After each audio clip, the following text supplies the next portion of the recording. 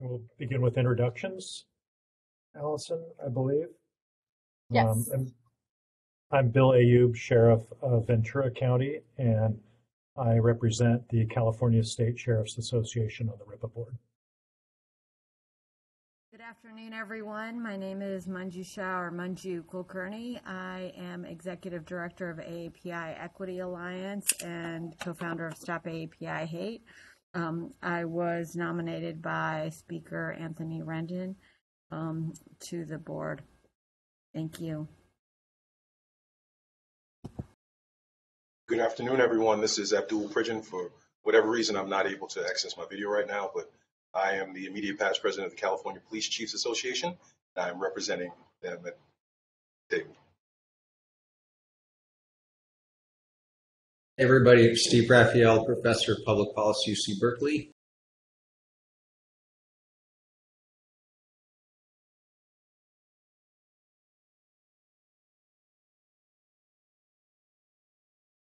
And board member Taylor is joining shortly. She's not on yet, but maybe we can go to the minutes, and then once she's joining, she can introduce herself.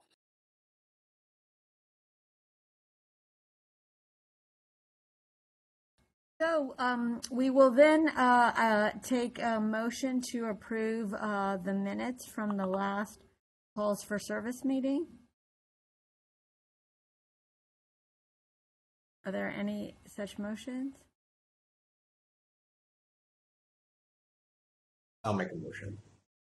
Okay, we have a motion. Do we have a second? And I'll second Ayub. Okay, terrific. All in favor then of passing the minutes as described? Approving? We have 3 votes, and Officer Pridgen, is that a yay or a nay from you? I'll abstain because I wasn't here for that meeting.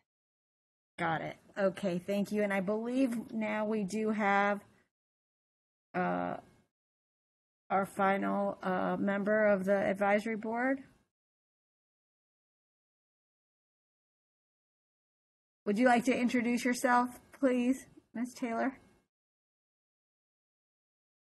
Hi everyone, I'm Tamani Taylor. I am a San Francisco Deputy Public Defender. I am appointed representing the California Public Defenders Association on the RIPA board. Terrific. Very nice to see everyone. Much. Thank you for joining. Do we have a fourth? So Chief Pridgen, you are able to vote if you would like on approving the minutes, even if you were not in attendance. Board members can still vote on them. Okay. Or Board Member Taylor, if either of you, we need a quorum to approve the minutes. So if either of you would. I vote to approve the minutes. Okay, great. I vote to approve the minutes. Thank you. I look at them.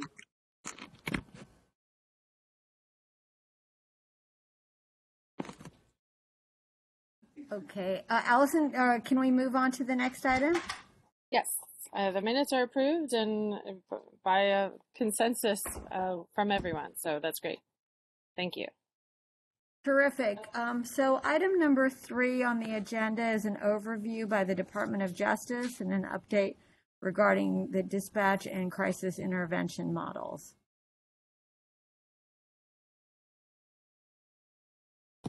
Thank you for that introduction. I will be presenting on behalf of the Department of Justice. For those of you who do not know me, my name is Jennifer Solomon. I am a Deputy Attorney General who's on the team that supports the RIPA board. I'll start by discussing a brief update regarding the dispatcher training, and then I'll move on to the calls for service section, the draft which was provided to the board. We'll probably spend more time talking about that. So let me start with the update. Post recently released a dispatcher job analysis study, which they tell me will be used to update their basic training course for their dispatchers. So this study essentially gathered subject matter experts between 2020 and 2022 to look at various aspects of the tasks and objectives of being a 911 dispatcher. In addition, they sent out surveys to dispatchers throughout California and received a cross-section of responses from those surveys. Between the subject matter experts and the surveys that were issued across the state, the study revealed that there could be differences in whether certain dispatchers' tasks are performed more or less frequently depending on the agency's size. The results also showed that the dispatcher profession is very varied and complex and sometimes dependent on the locale or the jurisdiction and resources available. That information is likely to continue to have a large impact on the dispatcher in the future job analyses. So this information will be used and sort of the information and statistical analyses provided from the study will be used as a basis in updating the dispatcher training course. That if there are no questions about that study, that's the only update we have for you as of now. We can move on to discussion of the draft, but I leave it open for questions first. Any questions, comments, feedbacks? Thank you, Ms. Solomon, for sharing that with us. And we do have the dates of the subject matter expert review opportunity. Is that correct? They were provided at the last meeting, I believe. Sorry, did you say a date was provided?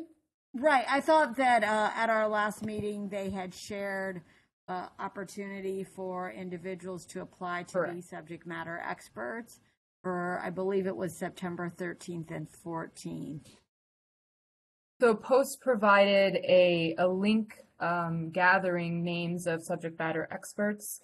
My understanding is there are various dates that could be attended by the subject matter expert depending on the area that's being looked at.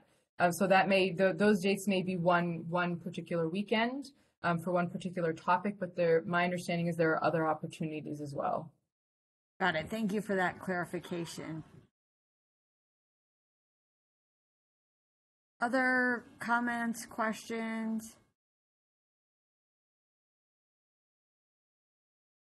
Seeing none, we can move on to the next topic related to the draft of the report that is regarding the calls for service chapter. Sure. So that draft was provided to the board last week. I'll give a brief overview of it, and then I would love to hear the subcommittee's thoughts on the piece. It is broadly split into two sections. First, a look at the role of dispatchers in calls for service, and part two is an update on crisis intervention models that were previously reported on in last year's report, in the 2021 report. In the dispatcher section, we discussed the role of dispatchers generally in the calls for service and how they are the first point of contact for callers. We also noted the apprehension that some dispatchers may feel in not sending out a law enforcement response. And then the piece went on to discuss, the draft went on to discuss a few ways that apprehension could be reduced. Apprehension of these dispatchers could be reduced. First, updating training to include mental health training and bias by proxy training. It discussed the update to the 911 system, specifically called Next Gen 911, which will provide more information to dispatchers, giving them more information at their fingertips to make decisions as to what type of response is required for a particular call. Next, the section discussed a newly created 988 number that is to work in conjunction with 911, that specifically is an alternate number for 911 to respond to those in crisis, and will send out a mental health response. That section is in drafting, in development, as 988 is being created and updated within the state of California. It was officially the number is officially live as of July of 2022, but it is being updated as we speak. And finally, that section talked about a two number. It's a number and a database because it can be accessed online. That is a database of services for individuals who are seeking. It can connect individuals to mental health or substance abuse programs if that is what is searched for. Part 2 of the section went into crisis intervention models and funding opportunities for jurisdictions who may want to create a crisis intervention team or model within their jurisdiction.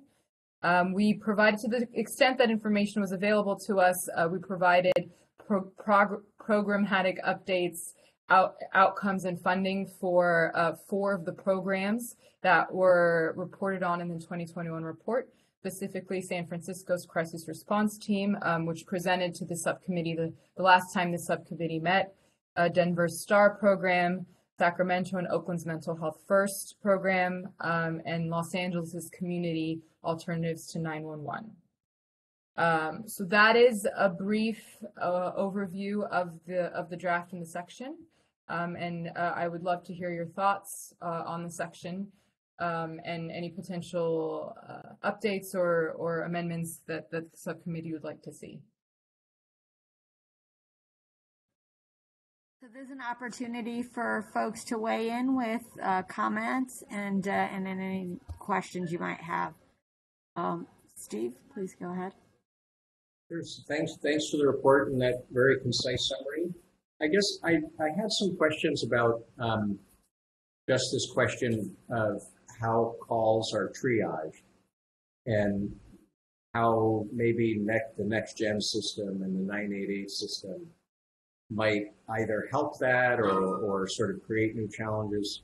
And I was trying to think can we think of the 988 system? I guess I just have an understanding based on what I've read in the papers, but is that going to be something that people can call, for suicide prevention, for mental health services for themselves, or can someone externally, if they come across someone in distress, make that first call to 988 instead of 911, and then, the citizen who's calling things is essentially triaging for the dispatcher, I guess, and then maybe there would be a decision on the part of the 988 dispatcher to triage to 911 or vice versa.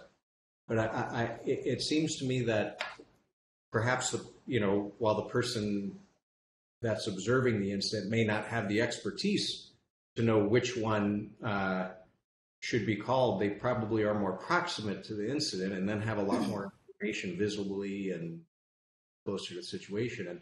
And that might be a real benefit, right, of just having the alternative numbers to call and making sure that everybody knows that there's this alternative. So I'm just thinking about the report. We have the examples from Denver and San Francisco and those different models. But at base, we have this fundamental question of, how do we slot different calls to where they need to go? And maybe we can just think about how these 3 systems would interact to make that better, or the challenges that they might present talking to one another. So our conversations with the legislators and the implementers of the 988 program, or the 988 number, indicate to us that 911 and 988 will work in conjunction with each other. So 988 can send 911 calls to 911 if a law enforcement response is appropriate, and vice versa. 911 can give mental health or crises calls to 988. The hope is for them, and the plan is for them to work in conjunction. That structure is still, from our conversations with those who are implementing this, that structure is still is being worked out and built. So as the information becomes available, the section will be updated.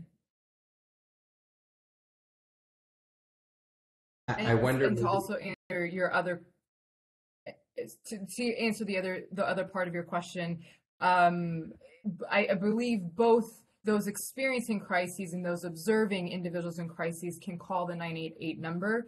It's currently set up such that the suicide prevention centers within, and this information I believe was in the draft, it's currently set up such that the suicide prevention centers in the state will be answering those calls. As the program is expanded in different jurisdictions, those with mobile crisis response teams could send out responses and so on and so forth. All of that is still being built up, and as mentioned before, as it's being built up, we will update the section. I guess the only other point I was thinking is I wonder if the state should be thinking about just a public information campaign for, the informed citizens to know what number they should be calling when and under different circumstances, and leveraging just the eyewitness assessment of a situation in helping triage calls. That is also a conversation that we had with them. Also, stuff that is, a structure that is within the works within the system. These are all excellent points, and hopefully before this report needs to go out, that information will be made available to us.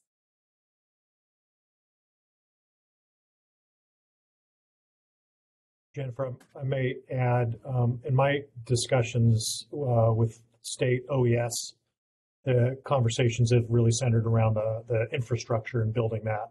And my understanding is that they do not project the infrastructure for 988 to be in place until 2025. So this is a conversation that's going to be ongoing for some time to come.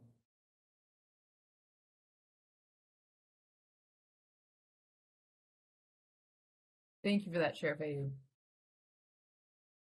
So this is Abdul Pridgen. I just really have an observation. I enjoyed reading the report. There appears to be a great deal of promise with many jurisdictions who are pushing forward these mental health first programs. And I recognize that there's a potential for funding availability, and that's going to be a big challenge because everyone's going to want funding. And I was thinking for those agencies that have already been pioneering in this space and have already leveraged some of the resources they have locally, if they could receive priority for funding, because some cities are actually funding it out of their general fund where there really isn't much money available, but they're trying to operate as thinly as possible to do something that the community is asking for and that the community needs. So is there a possibility of giving consideration to those agencies who have already put forward these programs and have demonstrated some level of success to be prioritized for funding?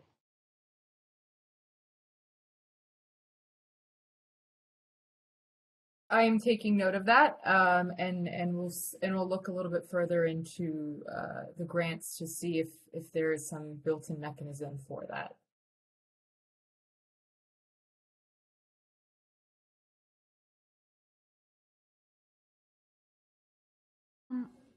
I wanted to say that I thought the chapter was very well written, and really appreciate the way that it delineated the information that was shared with us at the last meeting. So thank you for that.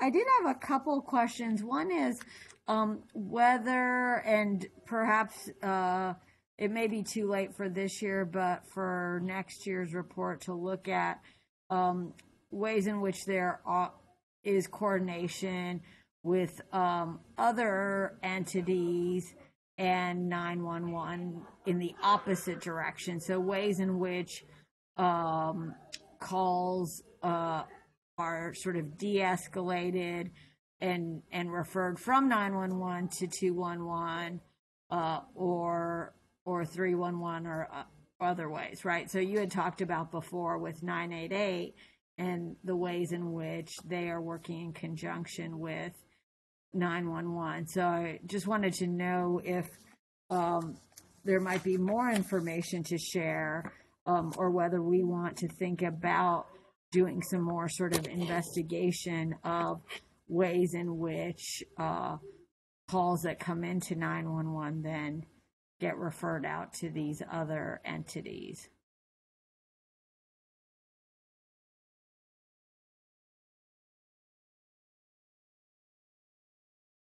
I can look into that. Again, I'm not, as you noted, I'm not sure if we'll be able to put into this year's report, especially because 988 is being built up still.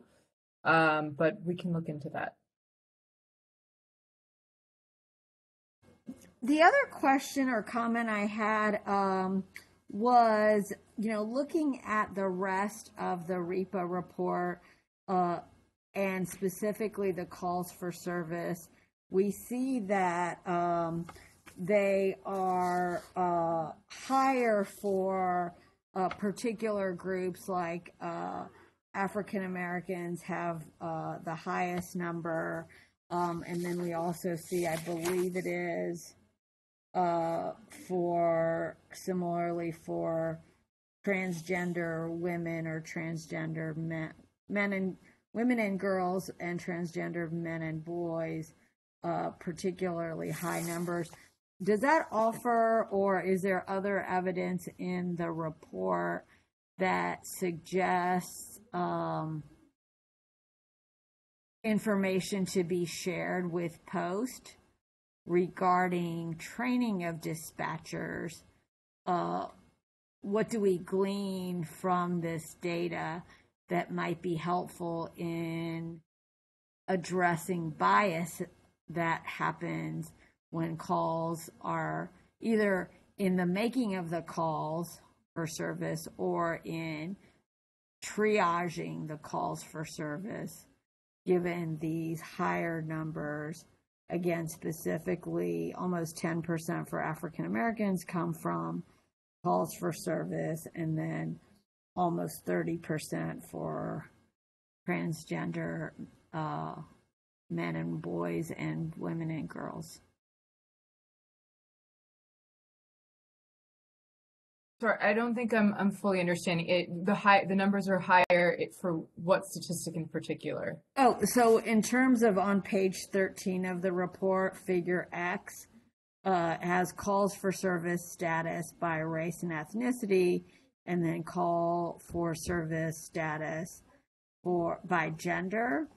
Again, on page 13. So in terms of what is gleaned from those particular data points, is there any information to be shared or included in our chapter on calls for service that relate back to these data points and information specifically that could be included in to Post about what this data tells us regarding bias? Is that more clear? I think if I understand you correctly, you're asking if there are any conclusions we can make about the data that could be presented to Post as they up their training. Exactly, and anything that is noteworthy in the calls for service chapter, referencing back page 13 from the draft of the report. Well, I think the subcommittee can choose to make recommendations to Post if you all have an interest in doing that based on the data that you're seeing. There is, some of you are on the Post subcommittee, and so some of the training is discussed, but if you all wish to make a specific recommendation to Post regarding training, of dispatchers, you can all certainly vote to do that, and then bring that to the full board to vote on for the October meeting. So if there is a consensus amongst yourselves about what type of recommendation you'd like to make, that's something that the report, can be included in the report.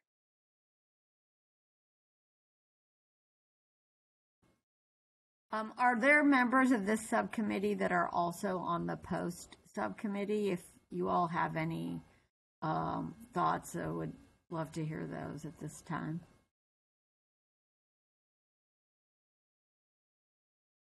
No, seeing either no thoughts or no one is actually on that subcommittee. The only thought I have, and I don't think I'm on the Post subcommittee, maybe a future email will tell me different, but the training frequency, because I don't think annual training is sufficient to change the way people interpret information to have an impact on their potential bias. I haven't seen any research that supports that training once will be the cure-all for any implicit bias that you may have, and so you will deal with people more equitably. So if there's a way that it can be structured to be more frequently, and I know classroom is a difficult thing, but even if it's online, where they receive quarterly updates and refreshers on the potential impacts of implicit bias and how to utilize tools to minimize the possibility that that impacts your decision making. I think that's critical. And that's not just with dispatchers, that's also with police officers. But since this is what we're talking about, I think it needs to happen with greater frequency than once or even once a year in order for it to have some long-term impact.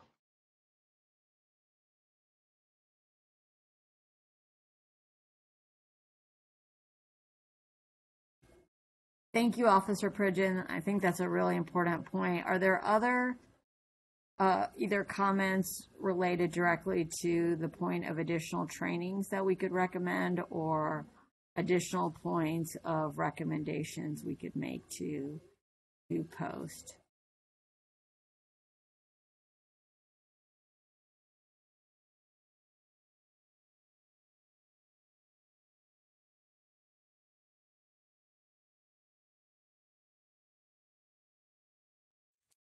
And I did want to make sure that everyone knew. So dispatchers are currently not required to get trained on bias. It is a recommendation that the board has made before, so you can certainly reiterate it in this report.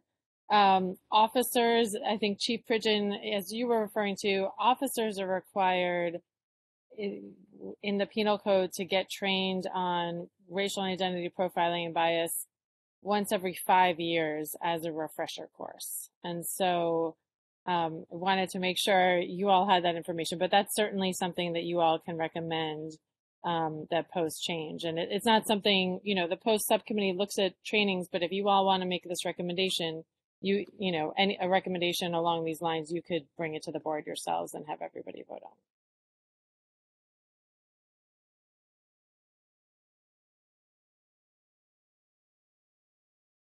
Well, I see also, and thank you again, Chief Pridgen, that as Allison mentioned, we can make the recommendations. I also noticed on page 199 and 100, there are a list of findings based on what has come out of the state auditor's report. And so I wonder if there might be an opportunity there to consider those in the series of recommendations that we make.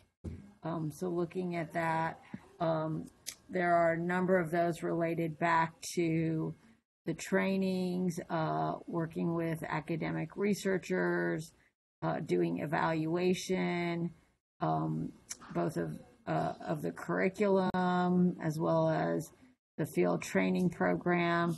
Are there any thoughts about whether to highlight these, to recommend what the state auditor has released in their findings and recommendations, or perhaps other recommendations as they pertain to calls for service and specifically related to bias, addressing bias in post trainings for dispatchers?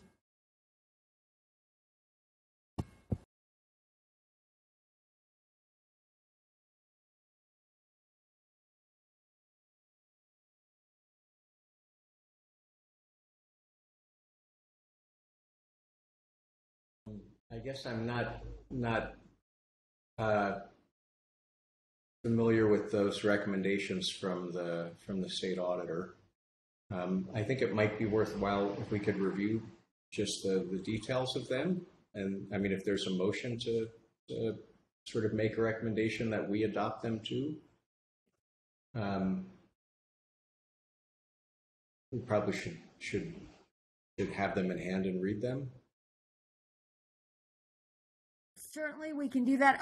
If I could ask a process question, when what is our process at this time in terms of adding to our chapter, and when does everything need to be done then by the next full board meeting in order to be included in the 2023 report? Great question. Thanks, Manju.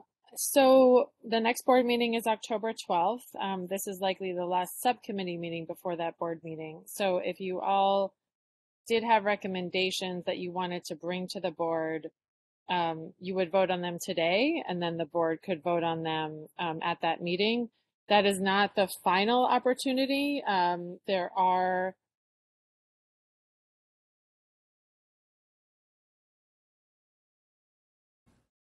Allison, I think you've frozen.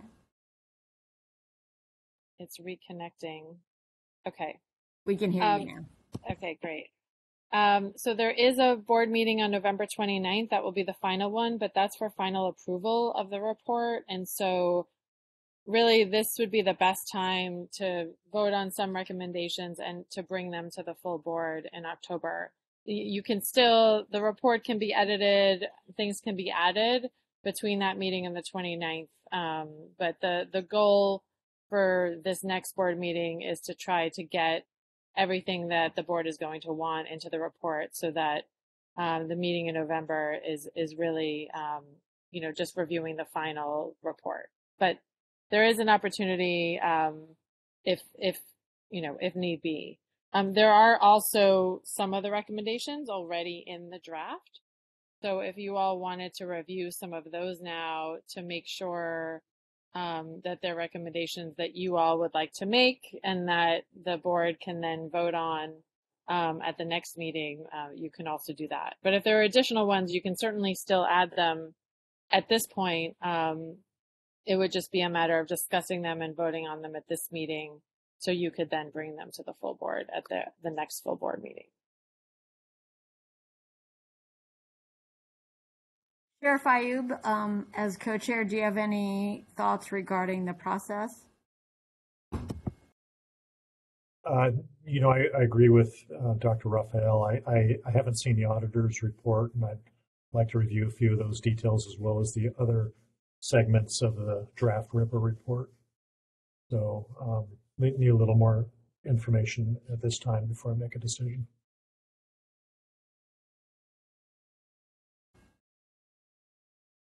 I agree with that assessment, and so I think for me the only question is how we could do that in a timely way in order to still get our recommendations added and be able to present or include in the draft that's reviewed by the full board. Allison, do you have sort of additional thoughts on exactly when that time frame might be? So, I mean, you could, I know not everyone has seen the report, but Manju, if you have the report, we can also email it to all of you or post a link. Perhaps we can try to post a link. I know you have not reviewed it. Some of you have not yet reviewed it, but if there are specific aspects that you'd like to discuss that are recommendations in that report, you can certainly discuss those now as a subcommittee, as they relate to the work you've already done, and vote on those. I think there will be the opportunity.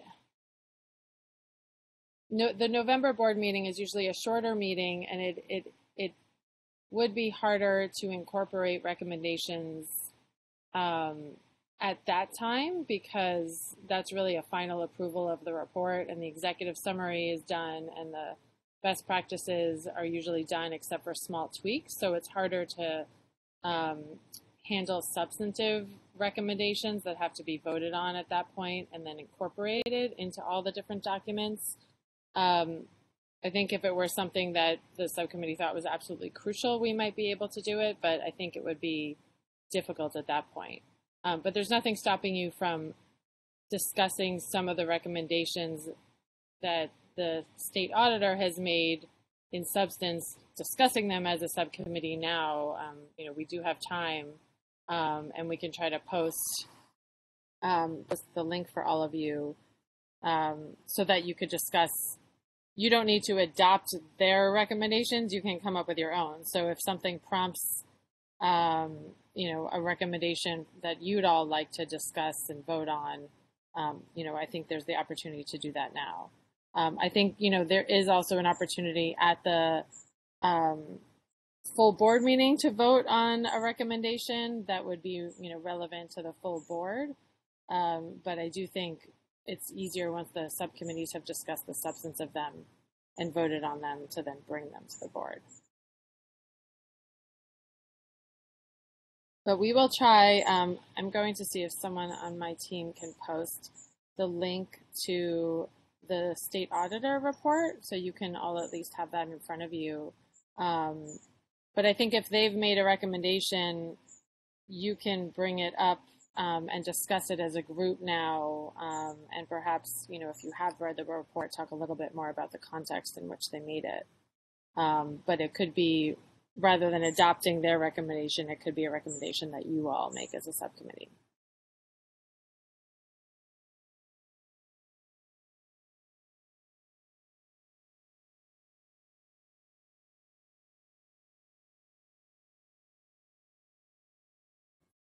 Any reactions or thoughts about either incorporating or referencing the recommendations? There are actually two sets. One is from the state auditor and the other one is from the Little Hoover Commission. Let me add that in my quick review just now, most of these appear to relate to officers and officer training as opposed to training for dispatch personnel. Again, that's from my quick reading. So I think to the extent that we might be able to start with Chief Pridgeon's recommendation regarding bias trainings for dispatchers, that might be a good place to start. And Jennifer, if you have any comments or feedback, that certainly would be helpful. Sure. A couple things. I'm actually working on another RIPA report section, and I'm just now realizing that I included it in the other section, not calls for service. So the draft in front of you, that is my fault. The draft in front of you does not have recommendations from the state auditor's report. But I believe one of the team members is looking for a link that could be included in probably the chat that you can all take a look at now. And while we are looking for that, I do want to follow up on a comment that Chief Pridgeon made. You'd mentioned incorporating bias training in post dispatcher training. So post will be including implicit and explicit bias training within this iteration of their basic course. And from my understanding, it is going to be incorporated throughout as a theme throughout the training. That being said, are you recommending or putting forth to the board a recommendation that there should be a particular frequency of bias training? Yes, above and beyond what they experience in their training to become dispatchers, once they're on the job, there should be recurring bias training or awareness or implicit bias training throughout their course of their career. And I would recommend a quarterly basis, even if it's a 4-hour block that they can look at online, just pressure something to continually remind them of the hazards of implicit bias, and then refocusing their energy on the tools to mitigate that bias. And when you say quarterly, you mean quarterly per year, so 4 times a year? Yes, 4 times per year.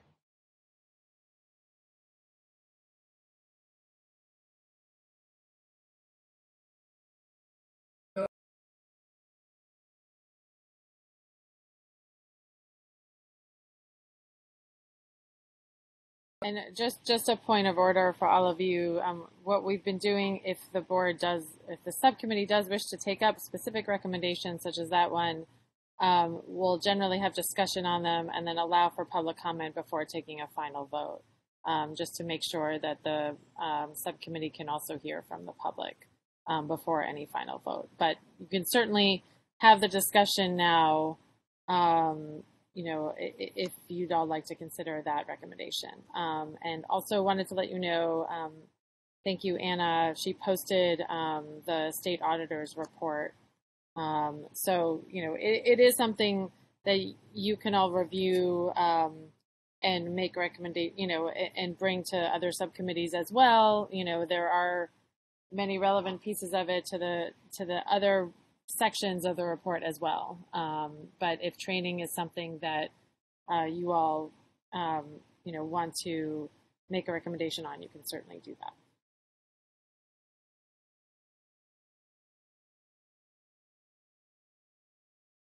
Also, it looks like the recommendations are summarized on page 5. There's a couple pages of them in the executive summary.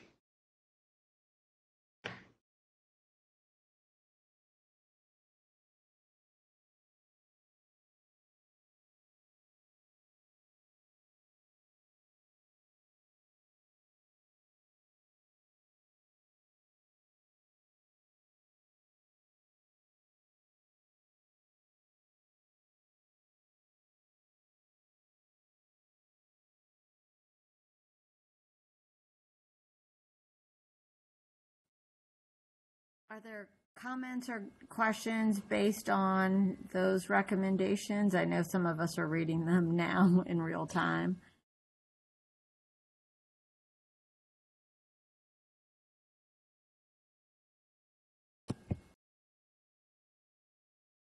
I'm just not sure how an oral interview in and of itself will give you some understanding of what person's ability to interact with diverse communities might be.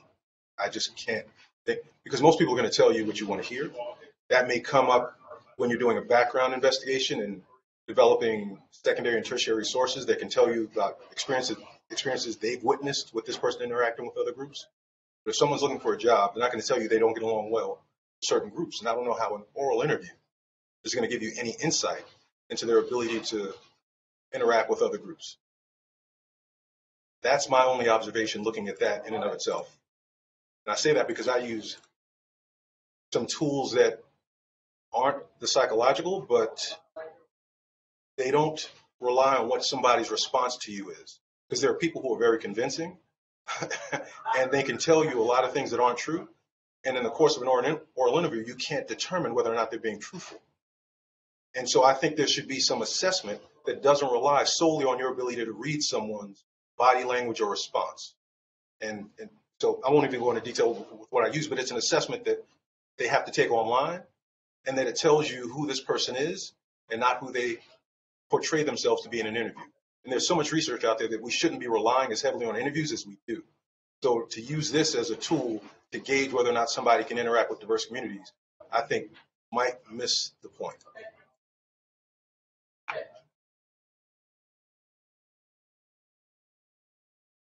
Thank you, Chief Pridgeon. Other comments?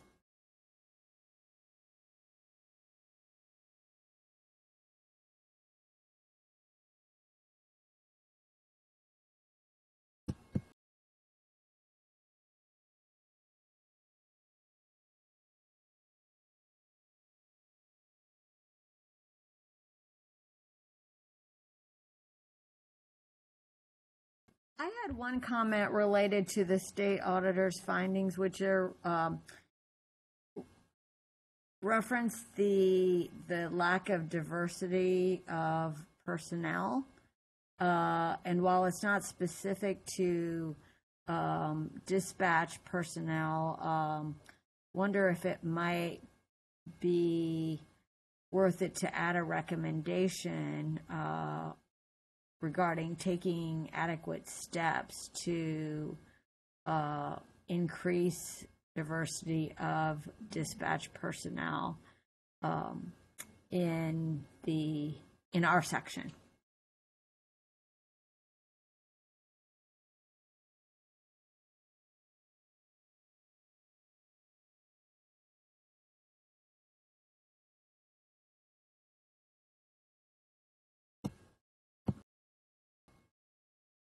Jennifer, if I might ask, since you referenced helping to write other sections of the report, are you aware of, or is anyone else from the Department of Justice aware of recommendations made specifically by the post subcommittee that we might ourselves also approve as recommendations? Because certainly they're best suited to do that, and that might be an opportunity for us to add our Me Too to those recommendations.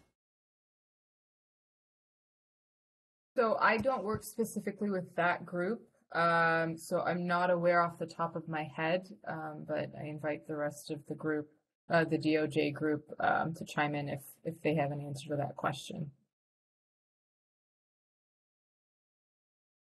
So the post subcommittee is meeting September 8th. They have not made new recommendations yet. I think they will be discussing, sorry, my video is reconnecting. Can you all still hear me even though the video, I'm going to turn my video off and just talk. Are you all able to hear me? Okay. We can hear you, Allison. Okay, so I'm going to keep the video off for a second since I seem to be having some connection issues. So the post subcommittee will likely vote on any recommendations that they are going to make at their September 8th subcommittee meeting. However, they have made recommendations about dispatch training in the past. So, to post saying, for example, that, and these recommendations were in last year's report and possibly even the year before, that post should mandate, or the legislature should mandate that dispatchers be included in the requirements for bias training. Again, that training is only once every 5 years, but that is one of the recommendations that they've made. The subcommittee's made other recommendations highlighted in last year's report about post in the legislature, about various training and what it should entail. And so I think for this subcommittee, you'll have the opportunity to vote as a full board if the post subcommittee makes any recommendations at their September 8th meeting and they vote on them, that you all as a full board have the opportunity to vote on them and decide whether to approve or disapprove any of those recommendations. And so those will go, if they get approved by the full board, those will go into the full report. So I guess I would say I would recommend, rather than waiting on any recommendations they all might make, you can all decide to make recommendations yourselves, because you'll be voting on any recommendations they make as a full board. So you'll get an input, you'll get to have input and discussion into any of those recommendations. If they align or if they mirror each other, then we can, certainly look into putting the recommendations in, multiple places in the report to, where they fit in, so that, this subcommittee and the post subcommittee's recommendations are both incorporated. Does that make sense? And so, I think you'll all get to discuss their recommendations as a full board. They haven't made them yet. They have made them in the past regarding, bias training, racial and identity profiling training, dispatchers, etc.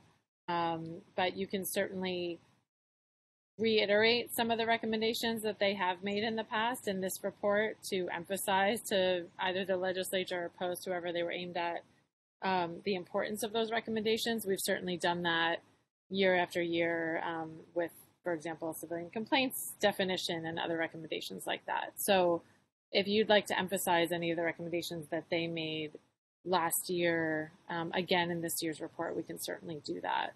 If, you all vote to, those are already voted on, so those can be reiterated. And so, for example, the recommendation that dispatchers get bias training has already been included in the report, in past year's reports. So the frequency issue may be something that you all wish to make, a more specific recommendation But the fact that dispatchers should receive bias training, I believe it was in last year's report, but it was either, I can confirm, we'll try to confirm, but it was either in last year's report or the year before. It's certainly been something that the board has been discussing for some time. And so I'm pulling up the report now, but it may take me a minute. But that is something, you can certainly reiterate and then make more specific if you have recommendations as to timelines for that. And usually those recommendations about training, they can go to post, but they can also be made to the legislature, who sets, the legislature is the one that the legislature has set the 5-year requirement for officers to receive post-certified training in racial identity profiling. So that is set by the legislature and then carried out by post. And so, if you all wish to make that, and I believe, and others on the team, please feel free to chime in, but I believe the recommendation last year may have been to do it yearly, but I'm going to try to confirm that now. Sorry, it's hard to remember. I'm reviewing current drafts while we're also looking at previous drafts, and so I'm trying to remember what's in what draft. But I can get back to you in about a minute, unless Aisha or Kendall, either of you, know offhand what the recommendation was from last year. But I'm going to look at the report from last year to see if I can just put a finer point on that for all of you. So just give me a minute.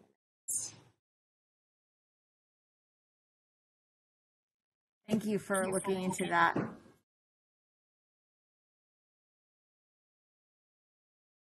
So what I've heard so far is from Chief Pridgeon 2 recommendations. One, as it relates to training of dispatchers and possibly doing those on a quarterly basis. And then a second recommendation as it pertains to interviews of candidates. Is that correct, Chief Pridgeon? Yeah, and I would submit that if they are going to suggest some type of oral interview to include an assessment for bias, help people understand what that looks like. First off, I don't think the interviews are going to be effective in sussing that out, but if that's in there and the purpose is to try to elicit some sense of whether or not somebody can interact with other diverse groups, clear on what that assessment is. Is it just someone's opinion when they have a conversation? Are they asking pointed questions? Something more than just an assessment, a generic statement about that. There needs to be guidance, I think, in that area, particularly if we're talking about trying to minimize potential bias entering into these agencies.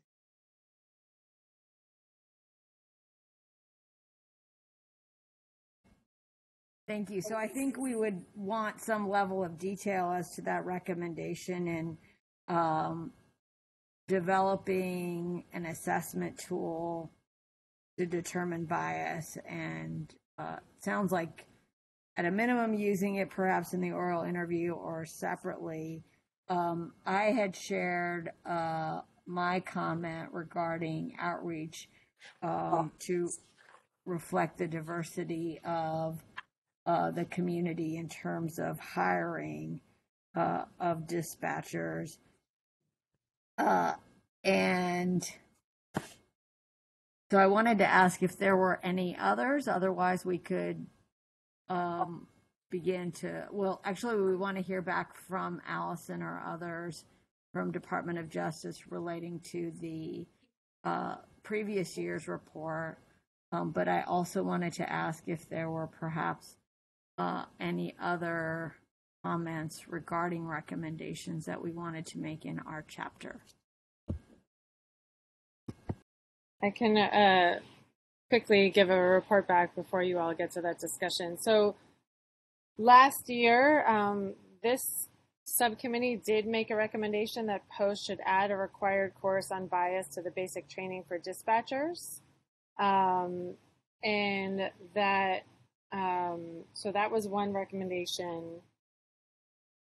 made to post, there's also the opportunity to make a recommendation to the legislature to require additional training. But you all did recommend that dispatchers should receive bias training, but there was not, a specific time frame for that. It was just that post should add a required course on bias to the basic training for dispatchers.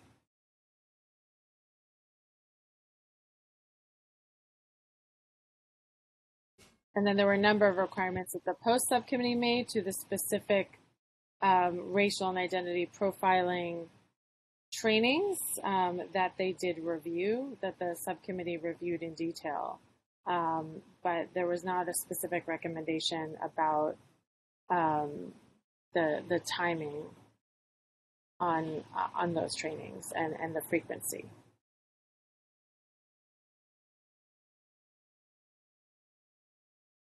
So if you'd like to reiterate that recommendation, you certainly can. It's a recommendation, as I said, you've already made. If you'd like to reiterate it and put a more specific timeline on it, you can also make that recommendation not just to post, to add it, but to the legislature to require it as well, to mandate that dispatchers, if you're so inclined. But that's something, the recommendation last year was that post should add a required course on bias to the basic training for dispatchers. From this, so it was simply to add the training, but not to mandate it. Yes, that's how it's worded, and so I don't know if that was voted on last year. I don't believe it was in terms of any more specifics, and so you all can have an opportunity now to vote on more specifics for that if you'd like.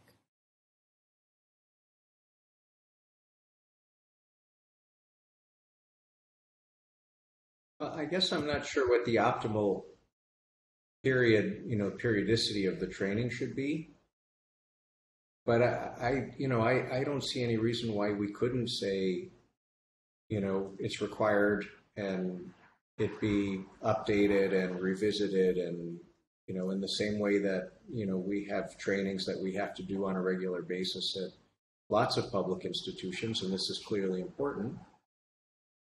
So we might add require, we might add something about frequency. I think that, to follow the suggestion of Bridget. I don't. The one thing when I'm reading these recommendations from the legislative, or this is the auditor's report, these seem, as far as I can tell, they seem mostly about sworn officers. So are we perhaps looking in here for things that we think should apply to dispatchers too? Or are we perhaps we can focus more specifically on the need for training and awareness and some certification, both in terms of recognizing bias, and I'm not sure whether effective trainings exist on what to do about it if you're a dispatcher, but you'd certainly be looking to see what is available and whether it's effective or not.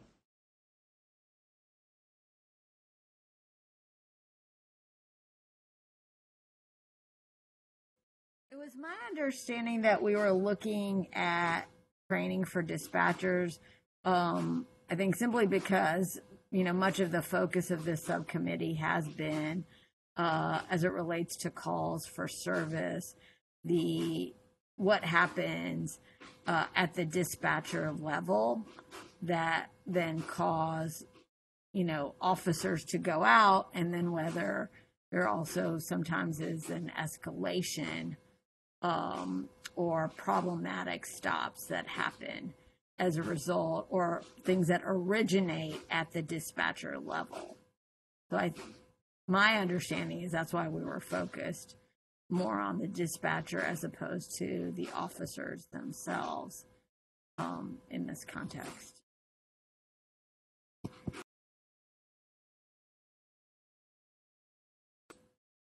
Having said that, if there are recommendations we want to make regarding officer conduct, we certainly can make those as well.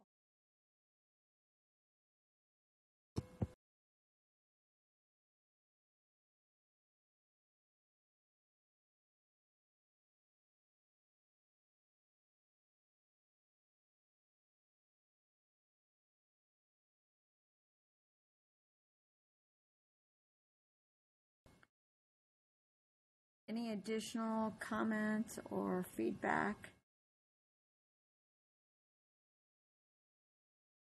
So there was actually a section that I wanted to run by the board that felt a little bit out of place as I was writing it.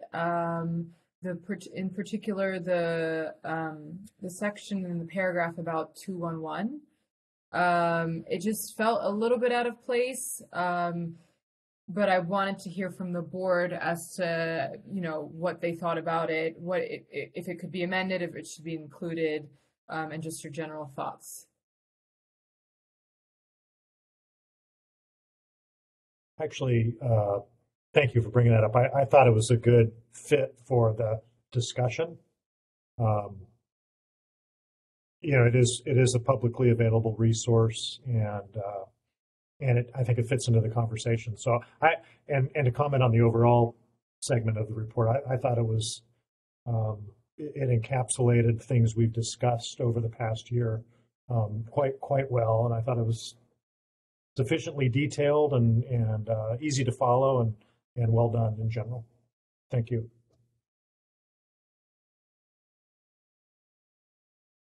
I have a question actually about your feedback, Jennifer, which is what felt out of place for you about it, and then I can share my comments. Sure. I think the themes that we were discussing, as I was writing it, was how to sort of reduce the anxiety of dispatchers who might not want to dispatch crisis intervention teams or non-law enforcement responses. And my understanding of that section, of that number of 211 is currently that there isn't too much interaction between dispatchers and that number. So it didn't quite follow the flow in that sense. But it does, as Sheriff Ayub mentioned, it does, it fits thematically in the sense of we are providing additional resources for those who are in crisis. I thought I liked it there, and I think just because I think it's good for us, maybe just as members of the public, to understand that there are these options. When there are problems or issues, and they range from 211 to 988 to 911, and training the public and thinking of those things as different ways that we can seek help from public servants. I think that they belong together, and that but I mean, we might think about adding language to that effect, that there's the dispatcher that triages, but there's the citizen that triages as well when they make the request. And by having these options, it's one of our ways to leverage, I think, people's judgment in having a first cut at what's the appropriate number to call. So I think it's very relevant to that conversation. I agree with Sheriff Ayub and Dr. Raphael, and I thought, similar to what was just said, we rely on these numbers as help from our public institution, right? And that help varies, and the needs vary. So everything, and unfortunately, because often of lack of knowledge of what resources are available, people call 911 for a variety of things that are neither emergencies nor threats to life, safety, that cause injury. And so that is why 211 mechanisms are of help, and in fact, in my estimation, need to be strengthened. What might help this particular section, and I don't know if it's too late for this, is, there is talking to someone that, is in a supervisory role at 211 to give us additional details about exactly how they work with 911, what calls they take, because I know in various jurisdictions, those calls are different. So in some, they can be about everything you've listed, and others they can also include trash collection and things like that. So, and I can just give you the explicit example I deal with in my work, which is around hate incidents. So when a hate incident happens, for example, at a restaurant, a grocery store, big box retail, individuals who are discriminated against by cashiers, by personnel, by servers, too often call 911 and ask the police to do something. Police cannot and should not, according to our laws, arrest individuals because there's no crime that's been committed. But there's been a civil violation of that individual's rights as it pertains to the Ralph Act, the Unruh Act, and just the 14th Amendment, right? So there are a multitude of public accommodations laws that are violated in those interactions, and those can be addressed either by 211 or by calls and interactions with now the Civil Rights Department, formerly known as the Department of Fair Employment and Health. And the interaction, at least that we see in LA, is that individuals who call 911 are sometimes then referred to 211, or a warm handoff is made so that an officer is not sent to that location, but rather the individual gets help through 211.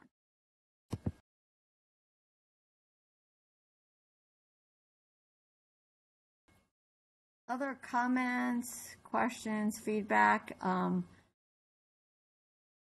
think if this, go ahead. Sorry, can you hear me? Please.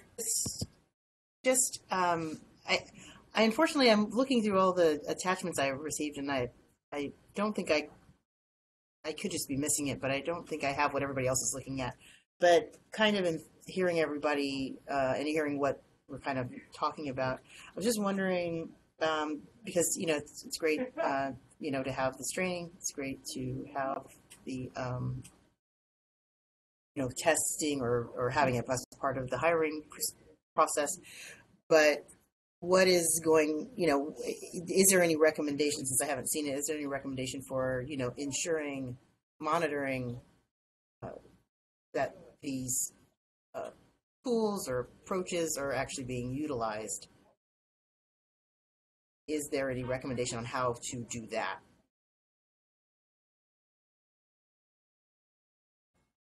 And if not, should there be? Is that a question for the Department of Justice? I guess, yes, probably for the Department of Justice. Is that a consideration? Is that some part of the draft that's gonna come out, or was it in there and I just haven't seen it? Because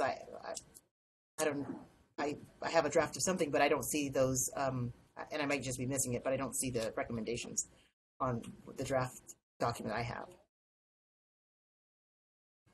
So this draft, the subcommittee in the last meeting did not make any recommendations, so no recommendations were included in this draft.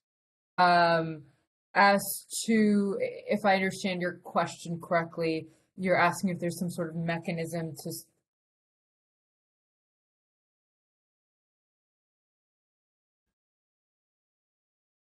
Jennifer, you've frozen.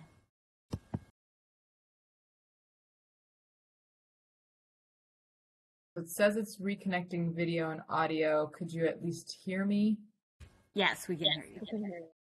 Okay, so I'll just keep my video off for a moment. What I was saying, I don't know how much of this that you heard, but forgive me if I'm repeating myself. There were no recommendations made by the subcommittee at the last meeting, so no recommendations were included in this particular draft. And if I was just clarifying what your question was about the from what I understood, you're asking if there's a mechanism to track citizen interaction with the various resources that we've talked about, 911, 988, and 211. Is that the question? No, I think my question is more regarding the dispatcher training and the things that they're going to be learning. Kind of, is there a quality assurance aspect to ensuring that the tools and the process will be followed once they, you know what I'm saying?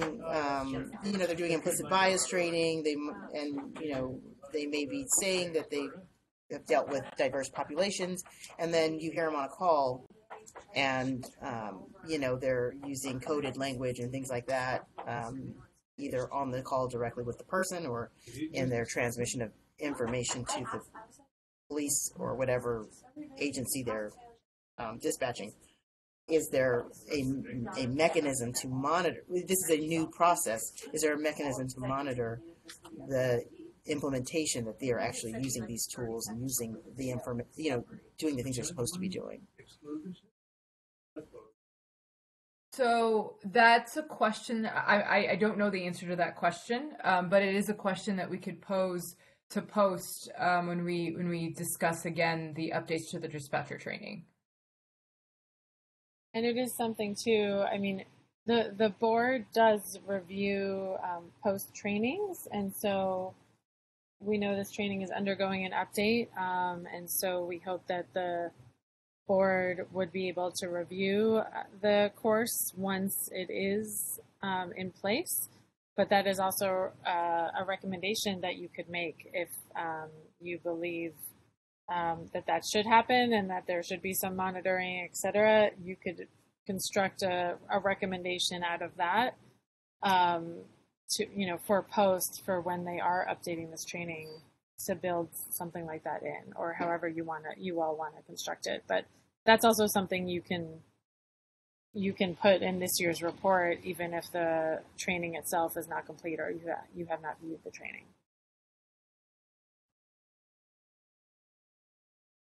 Does that answer your question? And I wanted to just add, I agree with, I think that's a really important point, especially in light of what we learned at our general board meetings, which is that the material, I believe, that was included in some of the trainings, it's so outdated. And I think some of the information now, correct me if I'm wrong, this is more than 12 years old, but was also incorrect as to the legal requirements on officers. And so all officers undergoing post-training are getting wholly inaccurate information if they're relying on post for that training. Allison or Jennifer, is that correct? I seem to remember that being a comment from co-chair Achoya at the last board meeting.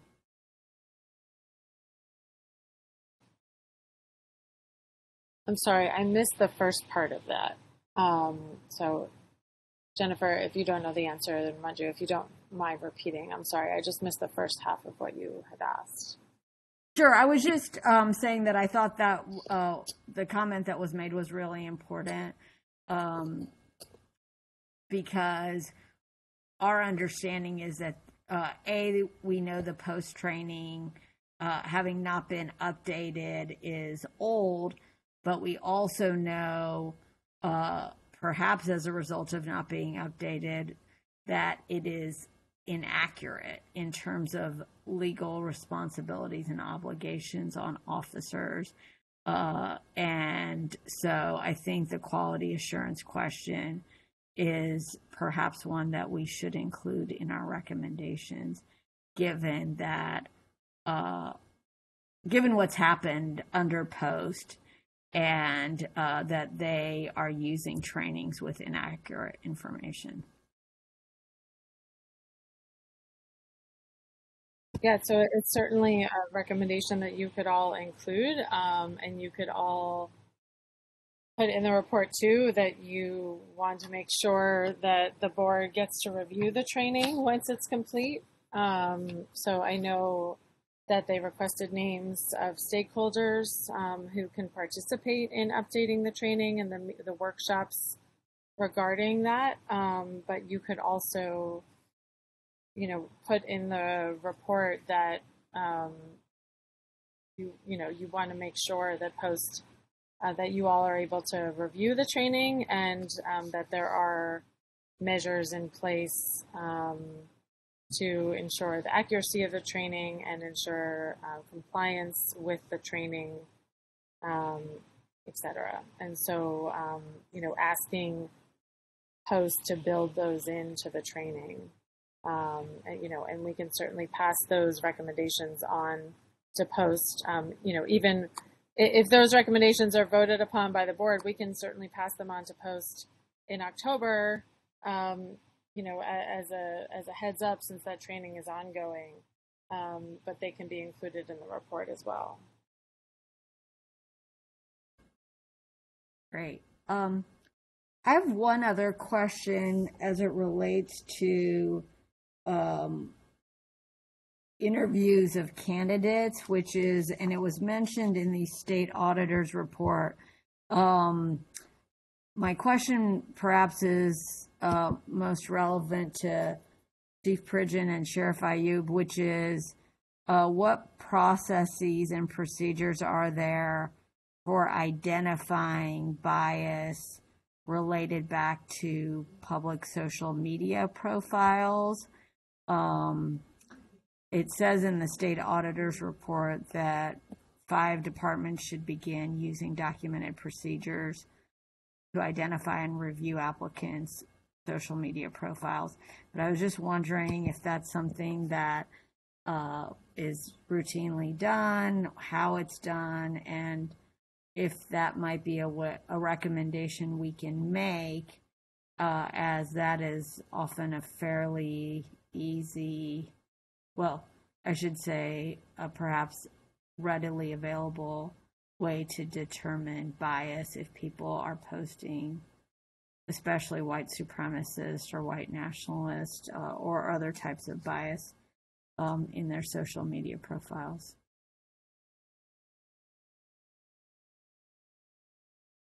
Any thoughts? Yeah, I'll tell you that's pretty standard practice for anyone that we hire. We ask what social media accounts they have. They provide us access, and we look at them to see if there's anything that could be interpreted as biased or discriminatory. And of course, they would be eliminated from the hiring process. And then when they are hired, we have a standing policy that prohibits posting anything on social media that would potentially negatively impact the department.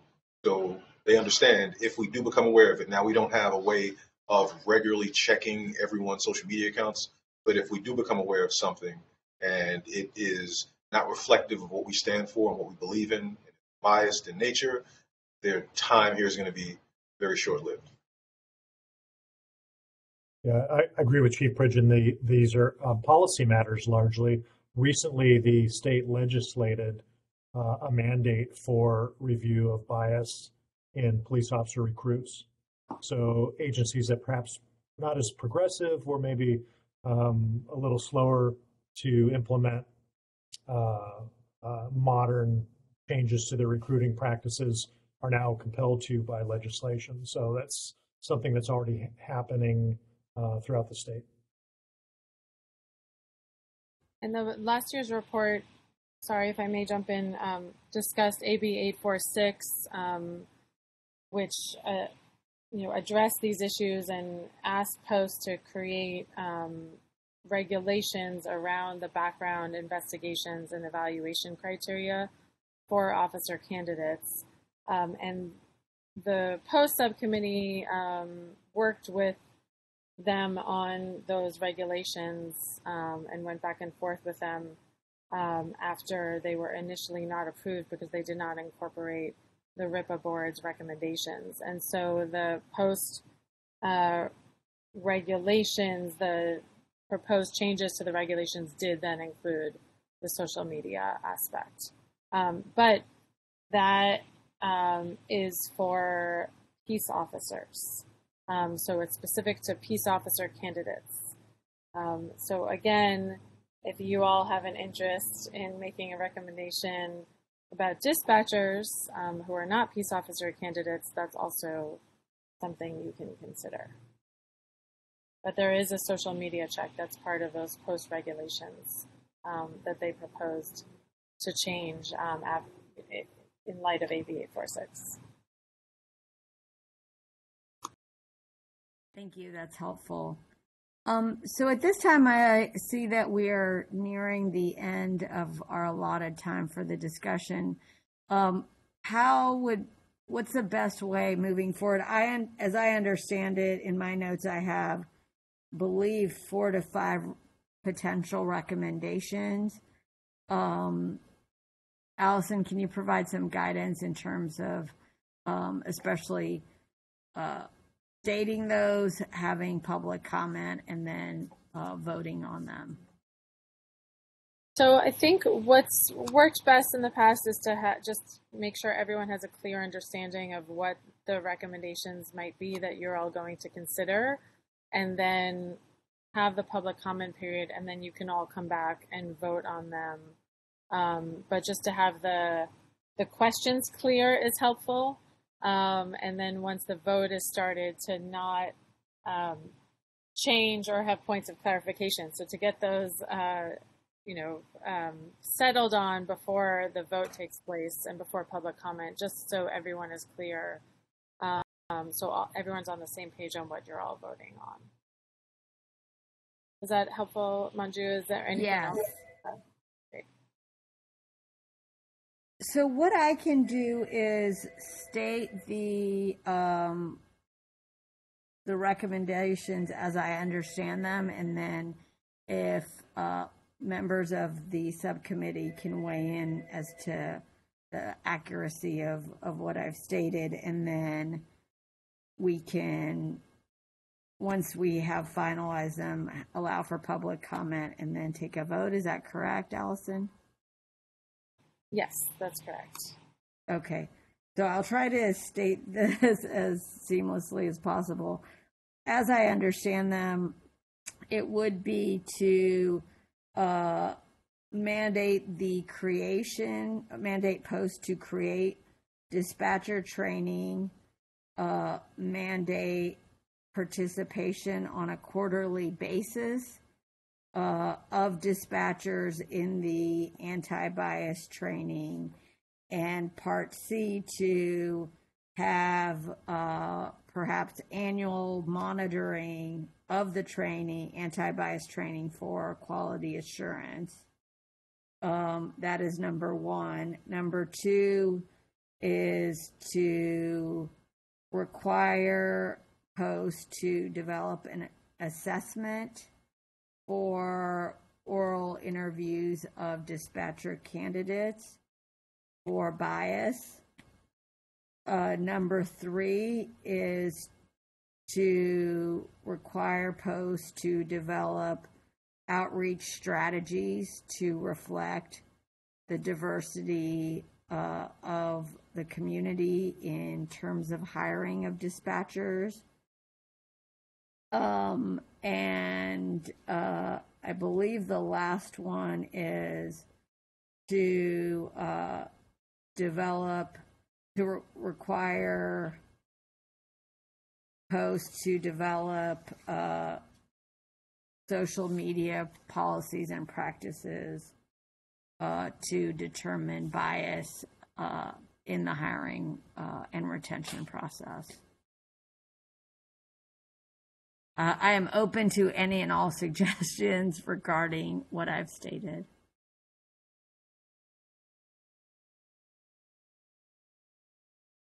And please weigh in if I've not reflected them back accurately.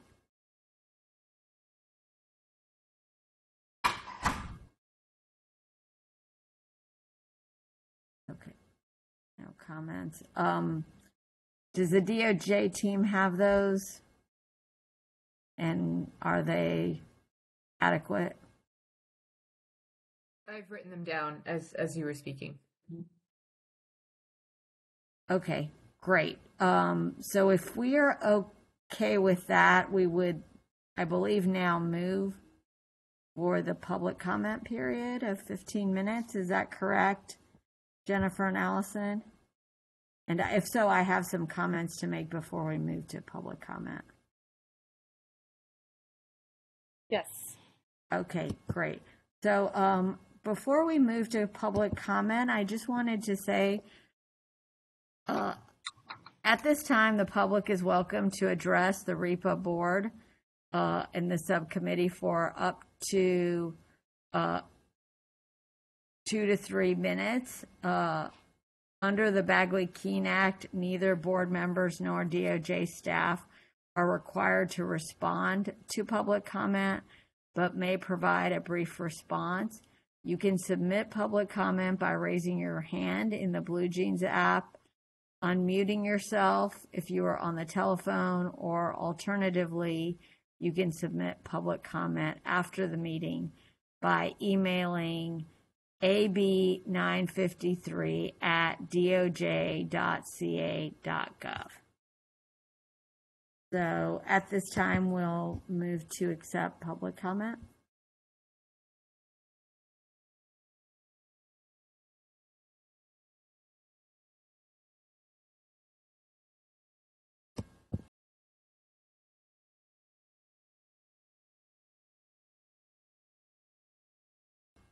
Are there individuals who would like to make public comment? If you could raise your hand in the Blue Jeans app.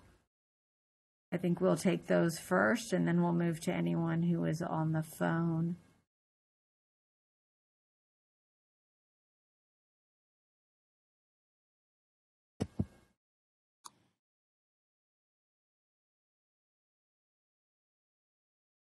If the DOJ team sees, or if any other members of the subcommittee see any hands raised, if you could let me know. I don't currently see any.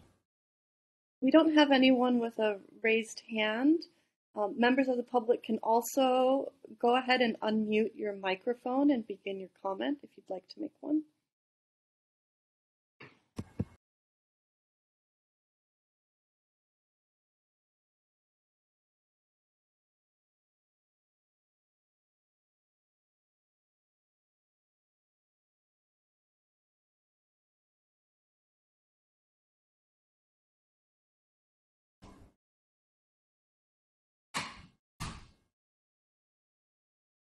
Seeing no raised hands or unmuted individuals, do we need to wait, or can we move on to taking a vote? I think we can move on as long as no one speaks up now. I think no one has public comment. We can move on to the next part of the agenda and to the votes on these recommendations.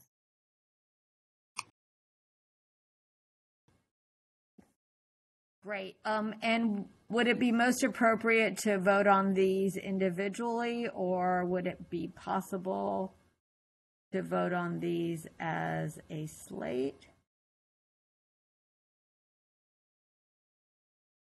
I think if it might be, unless there's total agreement from everyone, it might be better to vote on them individually, because we do need to do a roll call vote for the recommendations. So I think individual would be the safest bet, just to make sure we're counting for everyone's vote on each of the recommendations. Got it. Sorry, I know that is more burdensome, but just to be sure that we're doing it the right way and making sure we get everyone's vote, because people may feel differently about different recommendations. That's completely appropriate. Do we have a motion? Well, actually, if we could have read the first one, Jennifer, if you don't mind reading it back. And then I will ask for a motion to take a vote on that one. Sure. I have number 1 written as mandate posts to create dispatcher training for bias on a quarterly basis. and an annual monitoring of training for quality assurance.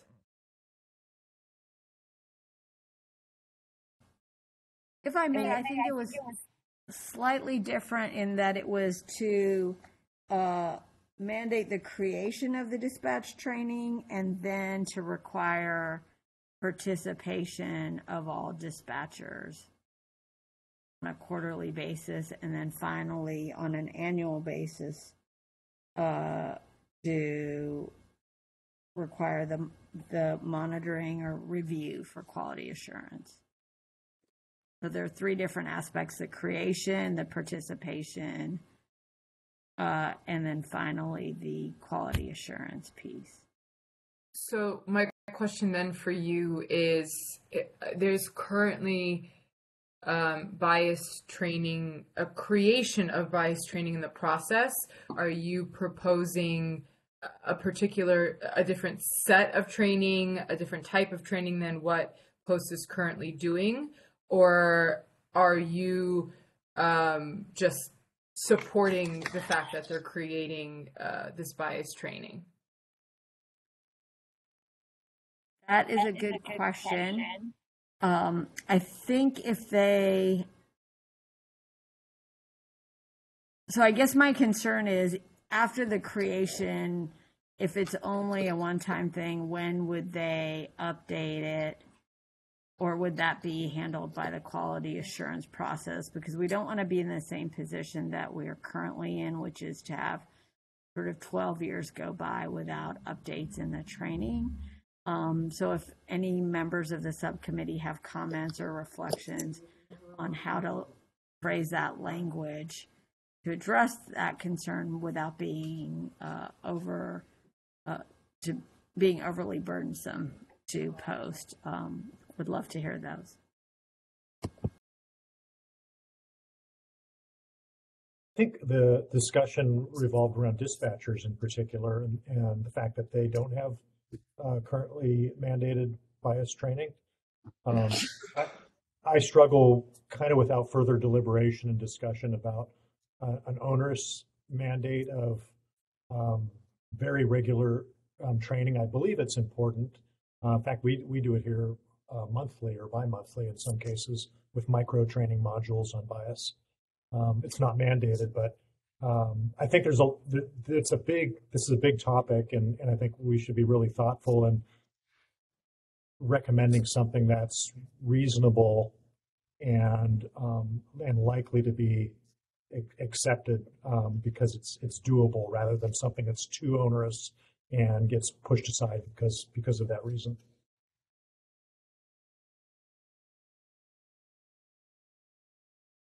Perhaps in the spirit of a friendly amendment, I wonder if there's language we can add with regards to the periodicity, where we say with frequency and regularity, but maybe we don't specify quarterly or monthly or annual.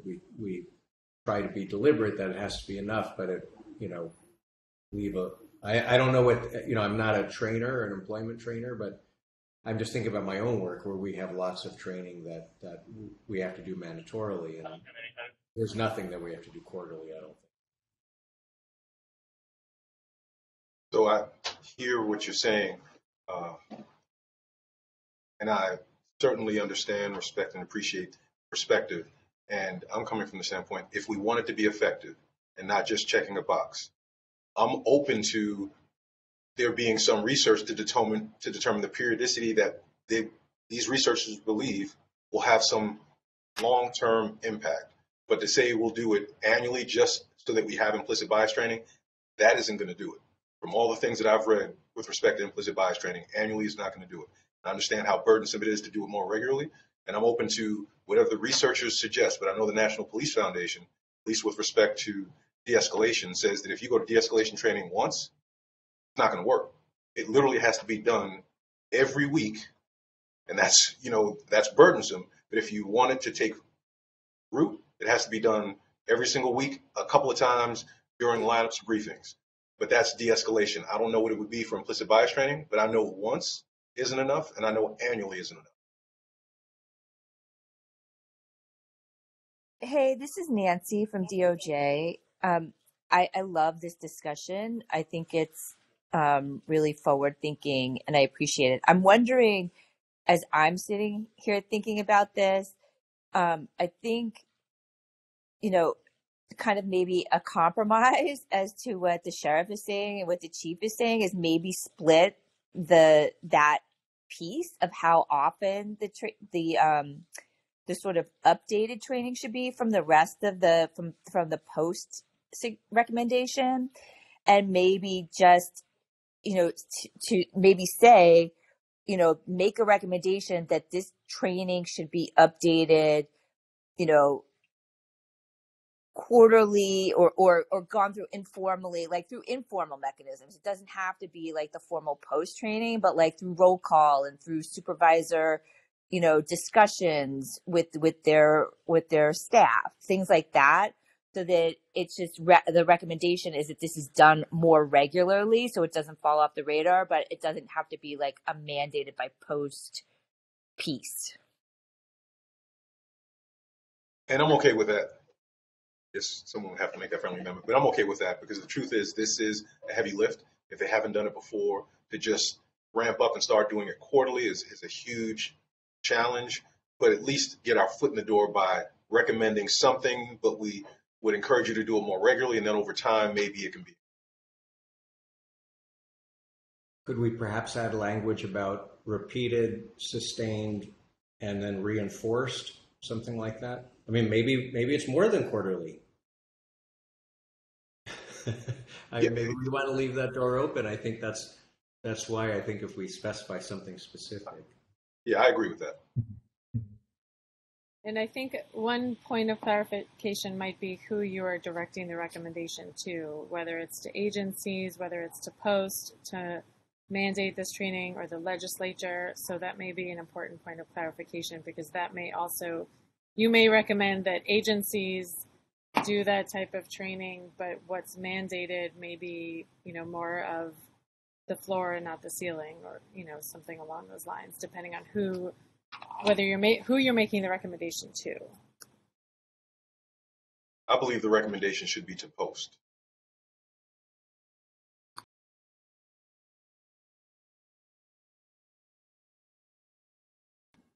So in terms of the friendly amendments, what I'm hearing is that the mandate be of post to create the training, to I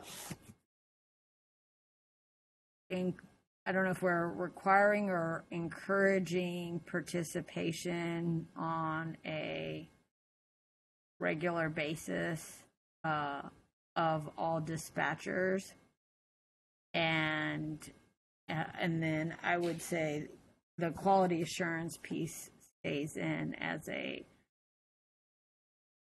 yearly review and update of post.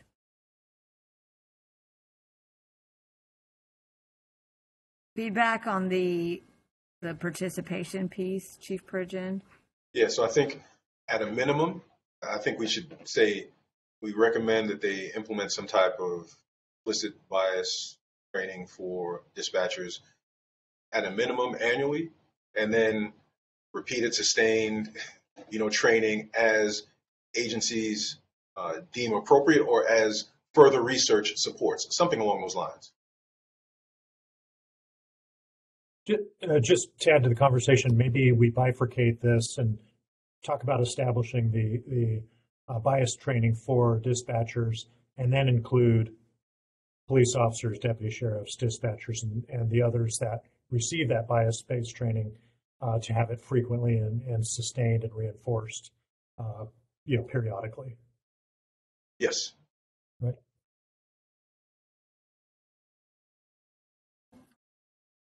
Great. Does DOJ have sufficient language then for us to take a vote on this? Or to move forward with a motion? What I have written is, and I missed part of what Sheriff Ayub had said because he broke up a little bit for me, but hopefully I'm encapsulating his comment in what I'm about to say. The board would like to recommend that post create bias training that at a minimum must be completed annually, but should be repeated, sustained, and reinforced as research supports, and that there should be an annual review and update of the training for quality assurance purposes.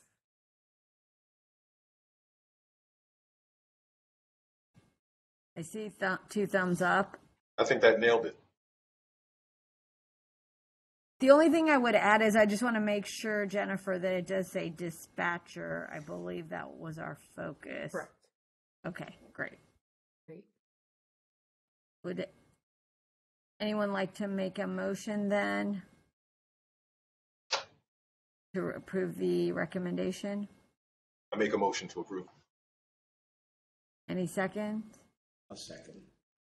We have a motion and a second.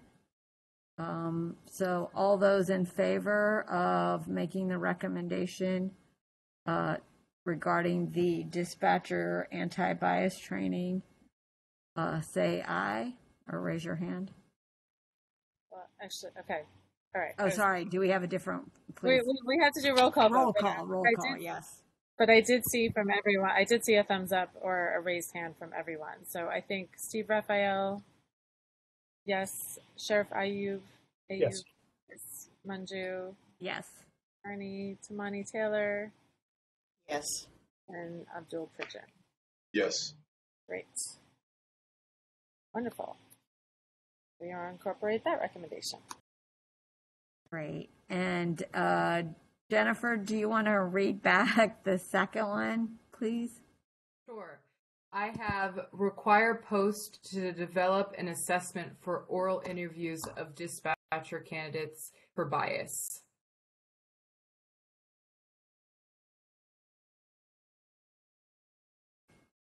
Any comments, questions, additions to that recommendation? I thought the initial recommendation was to also, or maybe it was and or an or written assessment. I just don't. I think when what was said previously, the oral is not necessarily. You have to. It's almost a thing you have to evaluate and have a. The way I've seen them done is they come in a chart of strengths and challenges, and so that's not something that can really be done orally, unless it's the answers are written verbatim and then submitted. So I know that they were saying there was a recommendation of an oral interview, but I thought that it was kind of a consensus that might not be enough. Yeah, I think a more effective way of employing some type of assessment tool would be outside of an oral interview. So I would hope that they would either come up with an assessment tool or recommend agencies have an assessment tool outside of an oral interview, because I don't think that's an effective way to determine whether or not somebody can deal effectively with other ethnicities, genders, people from various backgrounds. So I think the recommendation should be that POST should further clarify what an assessment would look like, and then it be done in a setting outside of an oral interview, because I just don't think that would be an effective tool to get at what they're looking for. Apologies, it was I think my fault in how I stated it. So is that more clear, Jennifer, than that we would want it as a written or maybe not even clarifying, not specifying, but saying that we want to recommend requiring POST to develop an assessment tool for determining bias during the hiring process. Is that correct, Chief? Yes. Okay. So do we have a motion? Oh, sorry, go ahead. Is to develop, the board recommends to POST to develop an assessment tool or recommend an assessment tool. I heard someone say recommend or develop, so I can take that language out if it should be removed. But to develop an assessment tool or recommend an assessment tool outside of an oral interview that would be used to determine bias during hiring of a dispatcher? Yes, Yes. and I think it's to develop. Is that correct? Yeah. My preference would be developed so there would be one standard that everyone would use.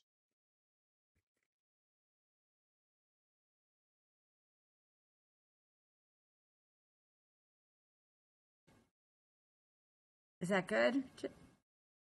Yes. If so, do you want me to read it back, or or do you want to just vote? I think we're okay to vote. But first, somebody want to make a motion?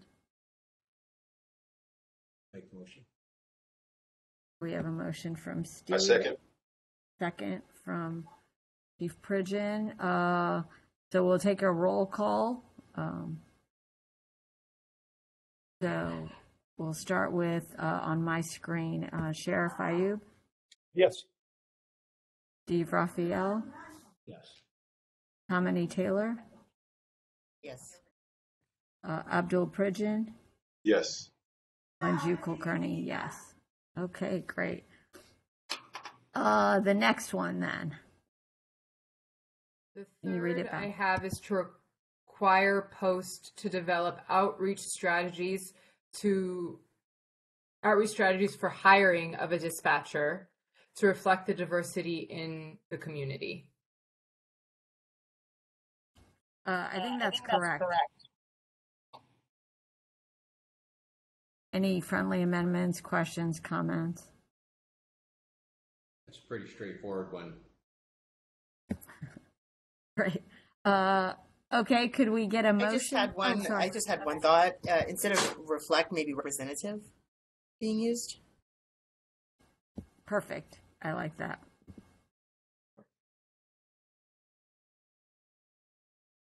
Okay.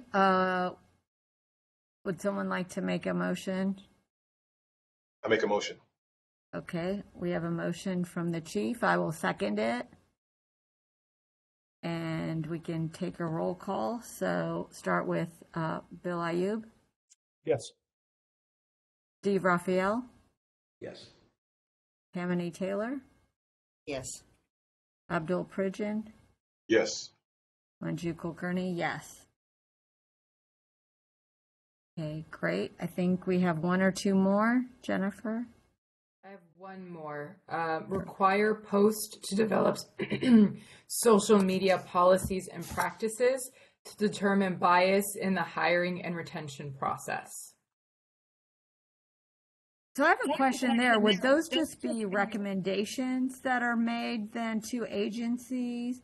Because I assume that the law enforcement agencies themselves have practices, and so it would be whether in their purview whether to adopt those or not.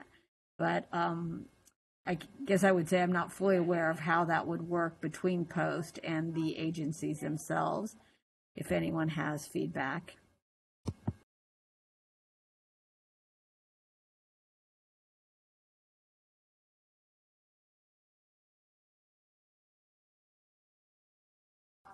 Chief Pridgeon or Sheriff Ayub, can you share with us your insights?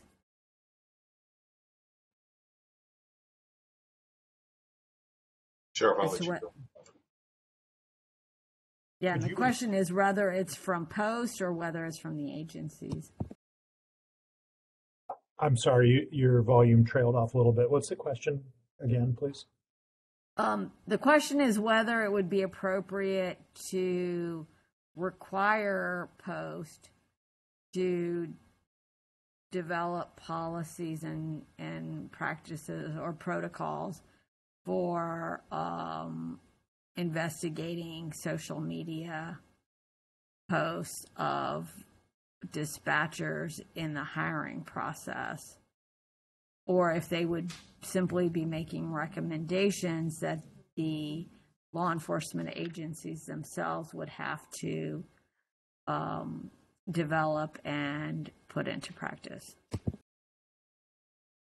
I don't think Post would typically dictate investigative techniques.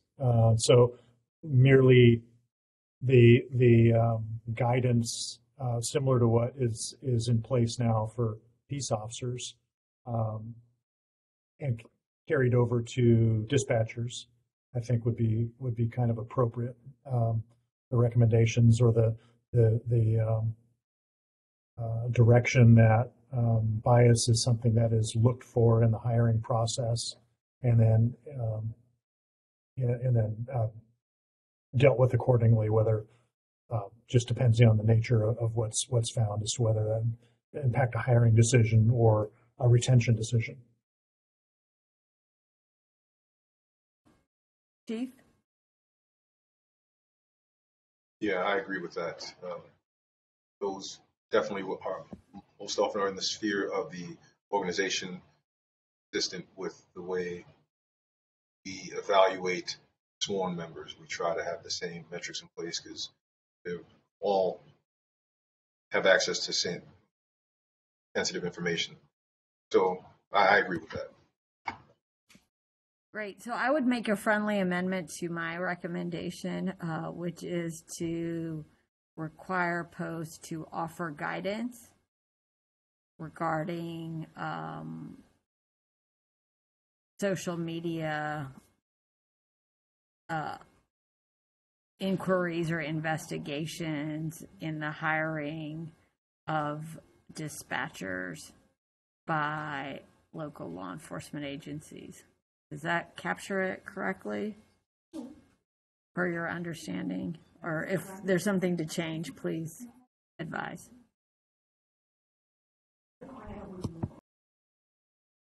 Sounds about right. Okay, great. Could I get a motion for that recommendation? I'll make a motion. I second. Terrific. We have a motion by Sheriff Ayub and a second by Chief Pridgeon. So we'll take a roll call vote. Bill Ayub? Yes. Steve Raphael?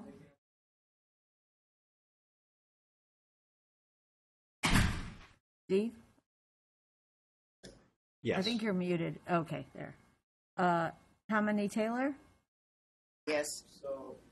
Abdul Pridgeon? Yes. Manju Kulkarni, yes. So I believe we are done with our recommendations. Is that correct, Jennifer? Yeah, that was the last one I had. Which I believe then will help us end the meeting unless there are any other comments, questions, feedback before we close.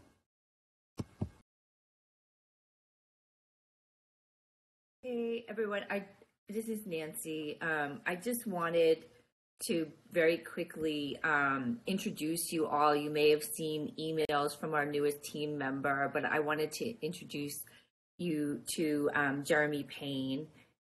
He is an associate government program analyst, and he joins us from the nonprofit sector where he served as the associate program director for Equality California, working to advance civil rights and the well-being of the LGBTQ plus community and the diverse communities to which they belong.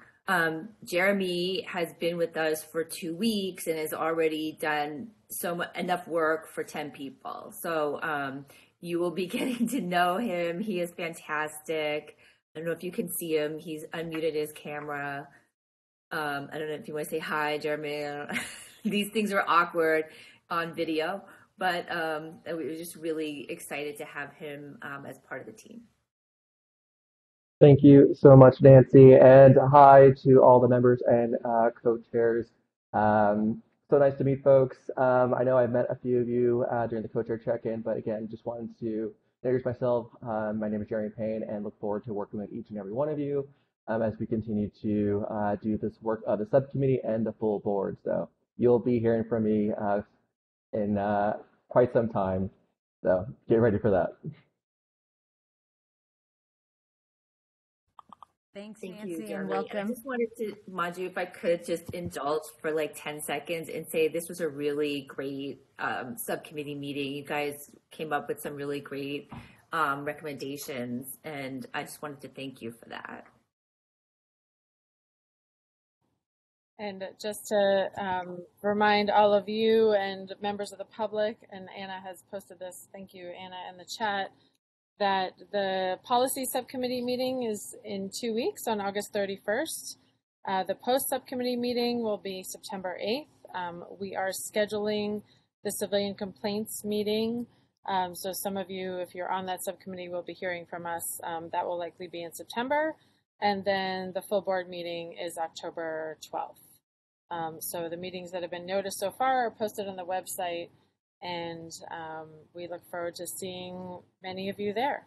So thank you all again for a great discussion at this meeting, and for challenging us to remember what previous board reports have said and what you've all voted on, because it's always great to revisit and reiterate and emphasize the things that are important to all of you. So thank you. Terrific. If there's nothing else, thank you all. Thank you to the DOJ team, and we will see you at our next meeting. Take care. Take care, We're everyone. adjourned. Bye-bye. Bye.